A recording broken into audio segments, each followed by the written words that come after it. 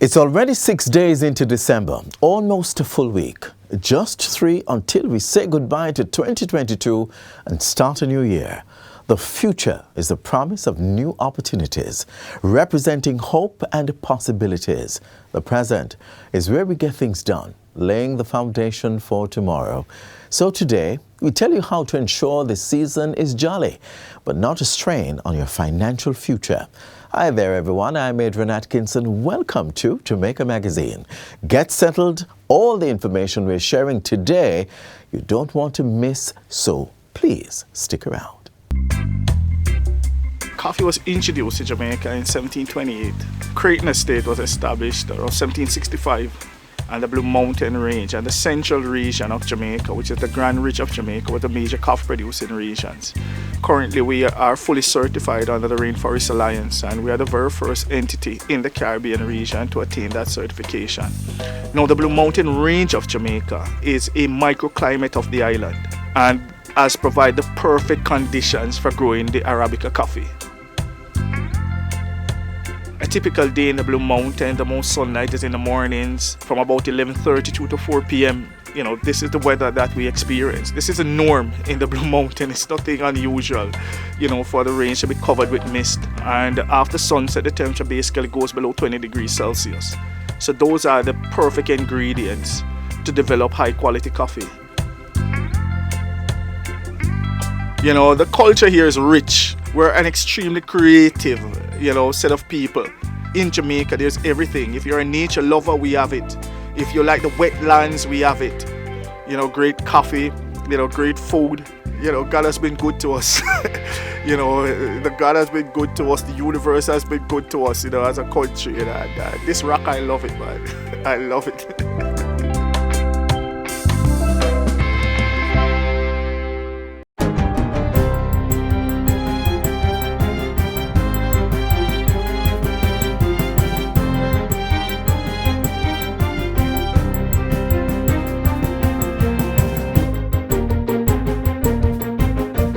Good day, I'm Theodore Henry, and this is your JIS News for Tuesday, December 6, 2022.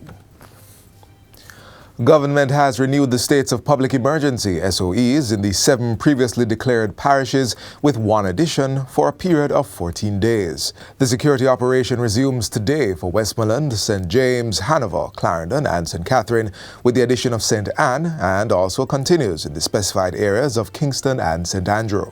The announcement was made this morning by Prime Minister Andrew Holness during a press briefing at Jamaica House. The emergency powers regulations that will be in effect for this new declaration of the SOEs are different from the regulations that the court took issue with. We have taken a lot of care and diligence to go through the various issues raised by the court and have made changes to address them. The parishes, not including St. Anne, had previously been under SOE from November 15 to 29, but a request for extension did not secure enough votes in the Senate. The police reported a 64% decline in murder during that 2-week period when compared to 14 days before the measures were put in place. But during these 7 days after the lifting of the security measures, 22 murders were committed, 17 of which were in the previously SOE-declared parishes. Commissioner of Police Major General Anthony Anderson says the security forces will be stepping up their operations during the festive season to enable a safer environment for all citizens. It will be more difficult than normal to carry out the activities and maintain the operational tempo associated with violence reduction in hotspots and targeting of violence producers and criminal gangs. The demonstrable efficacy and flexibility that the use of the emergency powers facilitates will be essential over the next 6 weeks to meet all of the security demands that are a feature of this period. The Court Administration Division has convened the sitting of night and Saturday courts to facilitate hearings of traffic violations and payment of outstanding fines. The sitting started last evening in the Corporate Area Traffic Court. The hours will run from 5 p.m. to 9 p.m. Mondays to Fridays and 9 a.m. to 2 p.m. on Saturdays. The move is in response to overcrowding being experienced at parish courts as ticket holders try to settle their arrears. Minister of Justice Delroy Chuck says on December 8, a database with information on all holders of unpaid tickets will be released on the ministry's website. We have now mapped out every single unpaid traffic ticket. And that matrix, that information is going to be on a website that anyone who has ever had a ticket can look if you have not paid it and see that your name and the date and the time that you violated, because if you don't pay it, there will be consequence. Minister Chuck was addressing the commissioning ceremony for 40 new Justices of the Peace in St. Anne recently. Persons with outstanding traffic tickets are being urged to contact the Corporate Area Traffic Court at 876-633-7108 or 876-938-2555. Persons may also contact the Court Administration Division at 876-613-8907, 876-754-8337, or 876-908-0138. Or you can email corporatearea.trafficcourt@rmc.gov.jm or customer service at cad.gov.jm for further details. Meanwhile, the Minister of Justice is urging motorists with outstanding traffic tickets to make use of the opportunity to settle their fines or grievances. Minister Chuck says the government remains resolute in its position to not grant any amnesty to unruly private or public passenger vehicle operators. The Road Traffic Act is now in effect, and motorists who have violated the rules of the road now face harsher penalties. When these traffic violators, who will shortly be found, who will shortly be identified, who will shortly be taken to court, or who will shortly find out that their licenses can't be renewed or their vehicles no longer can be licensed. When they are brought to court, what are they going to do? Plead not guilty? The Justice Minister says there are currently over 1 million unpaid tickets for which cases will be pursued and more than 2,000 drivers with over 100 unpaid tickets. The Ministry of National Security says it will be expanding the commercial articulated truck driver program to engage more unattached youth, given the success since the launch last year. 27 young men and women graduated from the program last week and are now set to take on well-paying jobs in operating heavy-duty vehicles. The course currently targets unattached youth in Western Jamaica, as well as Kingston and its environs. Portfolio Minister Dr. Horace Chang says the program provides an alternative for young people who want to lead a positive way of life. This is the kind of youth engagement this government is deeply committed to expanding and developing. We offer our young people not just strong law enforcement, but far more. And that's where we put more funding. And that's where we are using our intellectual strength to create the kind of opportunities necessary to reach as many of our young people. My plan going forward is to go and maneuver a truck them head towards cross the water, push some trucks state to state. The articulated truck driving program is spearheaded by the Ministry of National Security. It is designed to provide individuals with the technical knowledge and skills to operate articulated and combination vehicles, including trucks, trailers, buses, and other commercial vehicles. The course is facilitated by the Jamaica Defense Force through the Caribbean Military Technical Training Institute, along with the Hart NSTA Trust and the Caribbean Maritime University. And finally, the Ministry of Education and Youth will launch a pilot program to use solar energy in schools. Portfolio Minister Favour Williams says the trial will take place in 30 institutions in the first quarter of 2023, and the results will determine whether it will be scaled across all schools. We'd love to be able to have better cooling in our classrooms. They're very hot right now, if you go into them. Most of them don't even have fans. So to the extent that we can use more solar energy at our schools, you can see how our children will be in a more comfortable environment. Minister Williams was speaking during a press conference of the Education Transformation and Oversight Committee, ETOC, at Jamaica House on December 1. She reiterated that the solar systems would help to reduce the cost associated with cooling classrooms. And that's it for JIS News Today. I'm Theodore Henry. Thanks for watching.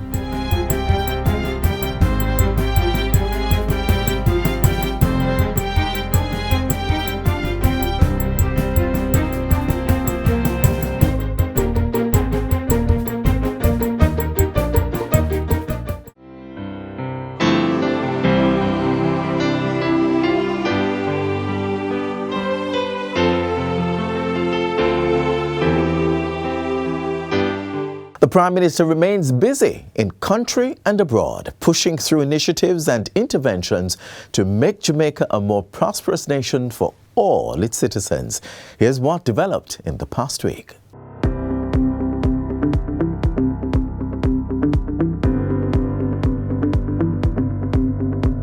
Prime Minister receives International Nation Builders Award in the U.S., calls for greater investments in the economy, and hands over 50 new garbage trucks to the NSWMA. This is Jamaica House Weekly, and I'm Vanessa Silvera.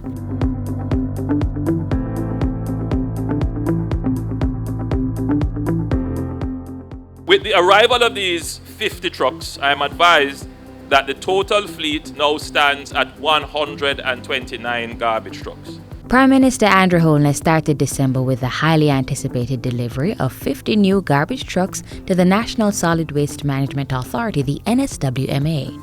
They were presented during a ceremony held at the National Heroes Park in Kingston on December 1. Mr. Holness says the 50 new trucks, valued at approximately $6.9 million, are being distributed across the island to improve the increasing demand for garbage collection.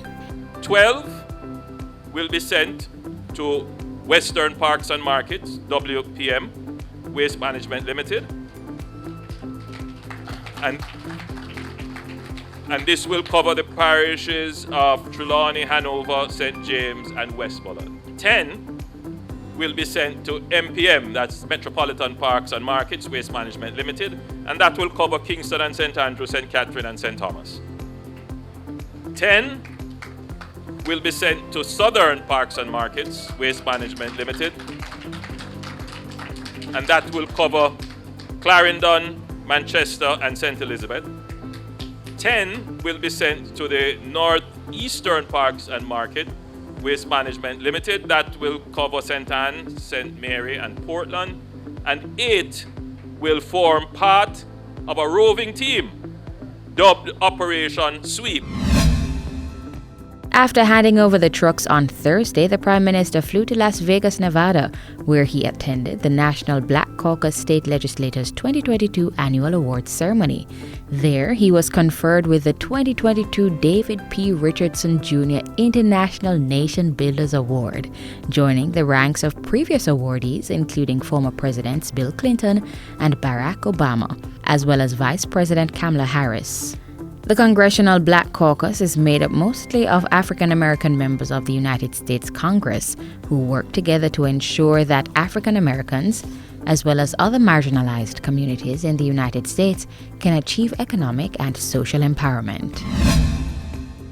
This is a good and exciting time to invest in Jamaica. Prime Minister Andrew Holness making an appeal to potential investors at the Invest Jamaica 2022 Business Conference in Montego Bay last Tuesday. He asserted that the country was making a remarkable economic recovery from COVID-19, creating many untapped opportunities on which investors may capitalize. So if you are considering investing in Jamaica, you can rest assured that across administrations, regardless of changes in government, the political economy of Jamaica has changed its DNA to a state, to a country that believes in strong fiscal management of our economic affairs. The Prime Minister said the goal was for Jamaica to be among the top 10 countries to invest, with the government making continued improvements to public bureaucracy and ensuring that the society becomes one of the most technologically advanced in the region. We have put together a plan to build out our broadband infrastructure in Jamaica. We call this the National Broadband Initiative. And the objective is to ensure that everyone in Jamaica has access to reliable, fast, and consistent broadband, but more importantly, that all our businesses have access to broadband connectivity. And I can tell you that we are far advanced in this. Last week, Prime Minister Holness toured the State of Public Emergency SOE checkpoint near the Mountain View Police Station in Kingston. There, he said government was contemplating the declaration of another SOE as part of ongoing efforts to curb criminal activity. It is well within our constitution so to do, to make a declaration under new circumstances and with new advice. We are watching the situation very carefully to see whether or not there are any adverse changes as a result of the SOE coming to an end. The SOEs, which were in effect in several parishes and police divisions island-wide, expired at midnight, November 29.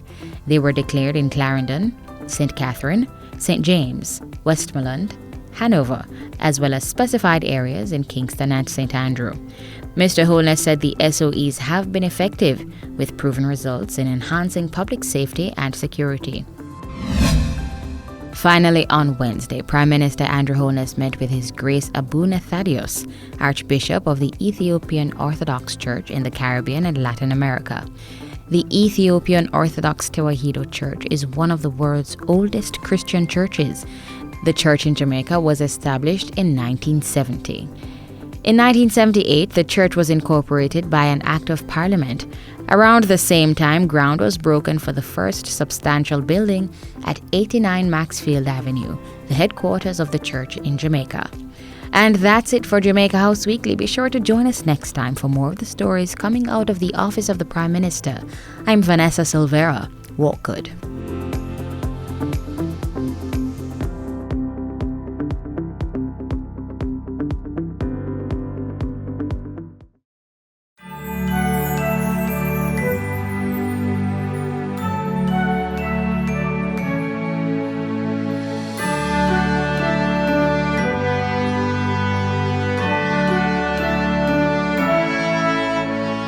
Tis the season to be jolly, and for many, spruce up our homes, treat ourselves, and if we're feeling generous, give others a reason to smile. These things can cost us nothing, a little or a lot. The shopfront displays can be very alluring, and the sales are so very enticing.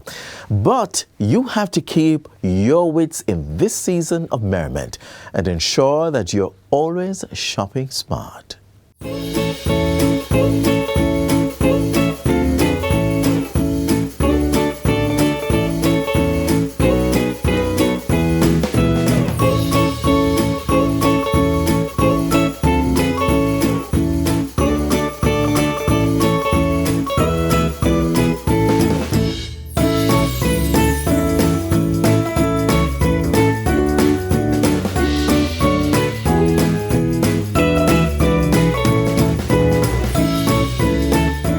For many people, Christmas is dazzling lights, decorations, festivities, an abundance of food, gift giving, and excessive spending.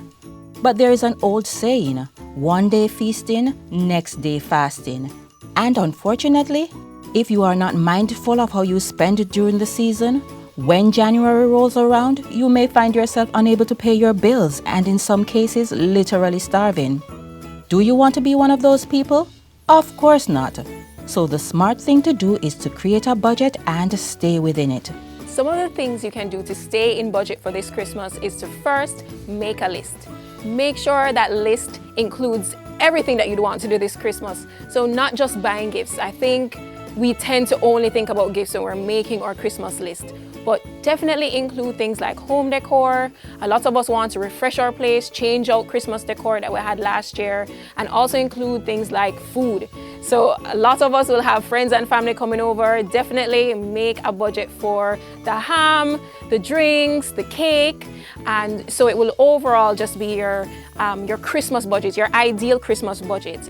It's extremely important to stay in budget this season. You don't want 2022 to catch you deeper in debt, and then create just that financial and emotional stress that comes with being in a position where you can't afford certain things because you have to be clearing off the credit card debt from Christmas. So it also just generates to your emotional well-being of the importance of really sticking within budget and making sure that you're making room for things like savings, major goals that you have next year that you may have had to put off because you overspent for Christmas. So you definitely want to ensure that you're still able to save for those unexpected occurrences, and also to prepare for the major goals that you might have for 2022, like home purchasing, getting insurance, very important, investing, and just preparing for probably that next step in your child's life. And for those people who tell themselves that tomorrow is not promised, so they're living for now? Tomorrow is going to come. And if it's not going to affect you, it will affect somebody close to you. So I'd always say, make sure whatever you're spending this season, you are taking into account what is going to happen in 2022. It's going to come, and as I said, if it doesn't come for you, it's going to affect your family if you didn't make the right financial decisions today. So, as you work on your Christmas list, separate your wants from your needs and focus on the essentials. Most people have a to-do list. Today, we will introduce you to the not-to-do list. Tips, tricks, and strategies to help you live within your means and recognize your financial constraints. Gift giving. For some people, it's not Christmas if there are no gifts. However, if you can't afford it, then there is no obligation to give. Admit this to yourself and make it known to those with outstretched palms. Traveling. That trip that you did not save for can always wait. Yes, the lockdown measures have relaxed a bit, but that's no reason to spend money that you don't really have. Plan a staycation, it's cheaper. Keeping up with the Joneses. This phrase is not new by any means, nevertheless, it needs to be said. Keeping up with people on social media, especially in the age that we're living now, you want to do so much, and sometimes it's just beyond your income and your capacity to do so. So I would say definitely stay in your lane, focus on your income, what you want your Christmas to look like, and don't compare it with anyone else's. And don't feel like you need to go overboard for the persons that you love and spend beyond what you're able to do. People who love you will just appreciate what you give them, especially if it's something that you put a lot of thought and time into. Check yourself emotionally. A lot of overspending comes because, especially during a pandemic, some of us might be feeling down emotionally, just depressed, and we turn to retail to make ourselves feel better. But we know what can happen with that. It just now creates this cycle because you now feel depressed because of the debt that you're in. So I would say definitely check yourself, make sure that you're not spending from an emotional standpoint and that you're not spending because of impulse. So as I said, make that list and check it twice and check yourself as well.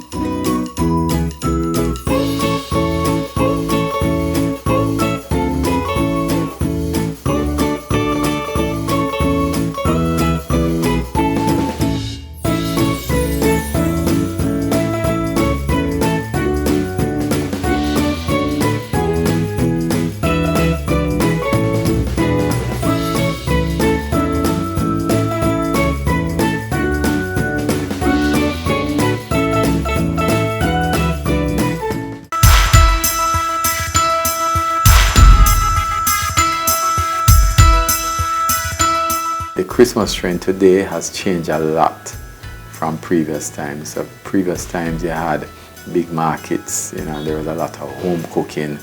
There's not a lot of home cooking anymore. People buy a lot of things, you don't get that sort of home cooked thing anymore. The people where, I remember my mother used to buy sorrel and she used to prepare the sorrel herself. or you prepare the cake yourself rather than buying the cake now. When my mother used to prepare the cake and prepare everything at home. So that's some of the things that people need to do. They need to look at maybe doing that preparation at home.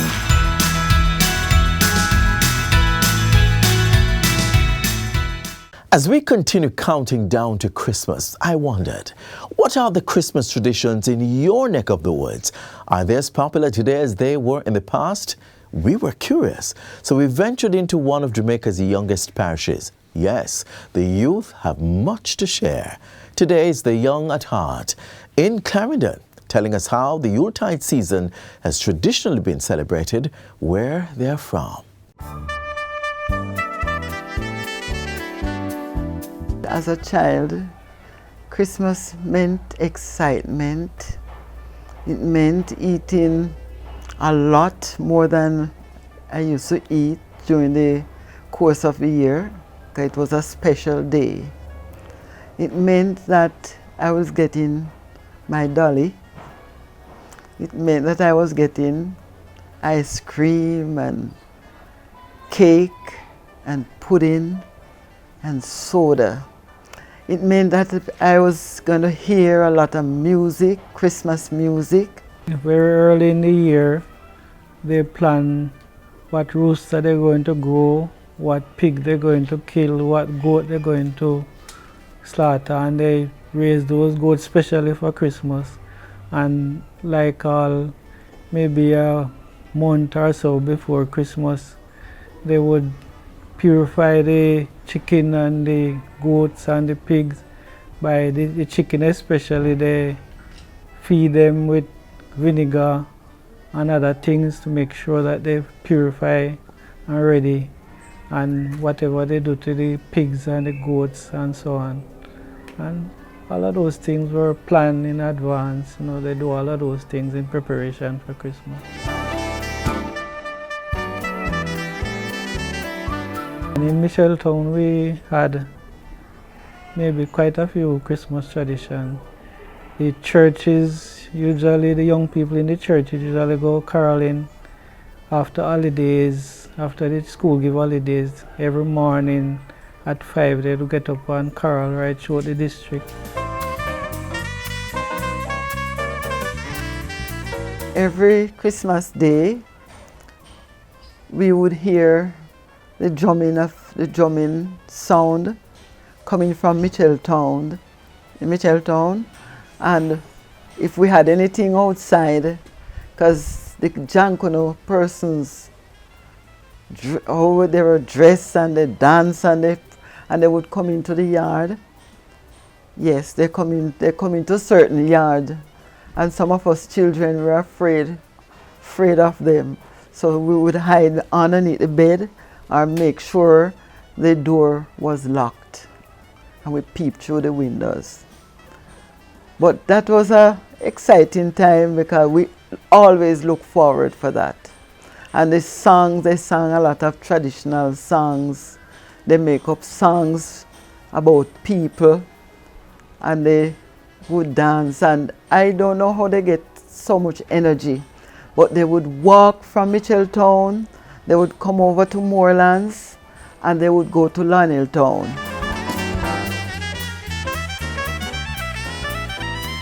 During the Christmas season, any little thing that happened in the district, it would end up in the borough as a song. They make up songs about people, whatever they do during that Christmas season. And the people weren't pleased about it, because it was teasing all the way until the New Year. Most people wouldn't know, but the skin for the drum had to be she-goat skin, not the ram goat, because somehow the ram goat skin don't sound as beautiful or as nice as the she-goat. So they had to get the she-goat skin, cure it and scrape it and fix it and then put it onto the drum. This is where Jamaica Magazine ends today. Of course, another one is being prepared for tomorrow. View it here or on the GIC's website. We share so much more there, so take note of the link on screen and visit the site that's updating you daily on issues of national importance. I'm Adrian Atkins, and on behalf of the entire production team, thank you so much for tuning in, and see you next time. This has been a production of the Jamaica Information Service, the voice of Jamaica.